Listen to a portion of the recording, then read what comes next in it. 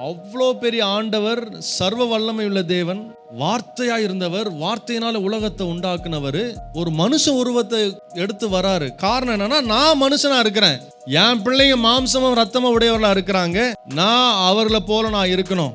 ஏன் அவர்களை போல இருக்கணும்? நான் அவங்க கூட வாழணும். ஏன் வாழணும்? அவங்களுக்கு நல்ல வழியை நான் காட்டணும். ஏன் காட்டணும்? அவங்க மரண பயத்தில் இருக்கிறாங்க. ஏன் மரண பயத்தில் இருக்கிறாங்க? பிசாசு அவனை தவறான வழியில கொண்டு போயிட்டான். பயத்தை காட்டிக்கிட்டே இருக்கிறான், குற்ற உணர்வை காட்டிக்கிட்டே இருக்கிறான். எதை கண்டாலும் பயப்படுறாங்க. இந்த பயத்தை எல்லாத்தையும் நான் நீக்கணும், நான் அவங்க கூட வாழணும், அவங்க பயத்தை நீக்கணும். எதை குறித்து அதிகமாக பயப்படுறாங்களோ அதை நான் போய் ஃபேஸ் பண்ணி, நான் பாரு என் பிள்ளைங்களை நான் சொல்லி கொடுக்கணும், காட்டணும். நான் மரணத்தின் அதிகாரியே, மரணத்தினாலே ஆண்டவர் ஜெயிச்சார். மரணத்தை போய் தொட்டாரு, டெமான்ஸ்ட்ரேட் பண்ணி காட்டுறாரு. இனியும் மரணம் உன்னை ஒன்றும் செய்யாது, வியாதி உன்னை ஒன்றும் செய்யாது, நான் உன் கூட இருக்கிறேன், அதை நீ நம்பு. நீ மாம்சத்தோடு இந்த உலகத்திலிருந்து நான் தனியா இருக்கிறது எனக்கு விருப்பம் இல்லை.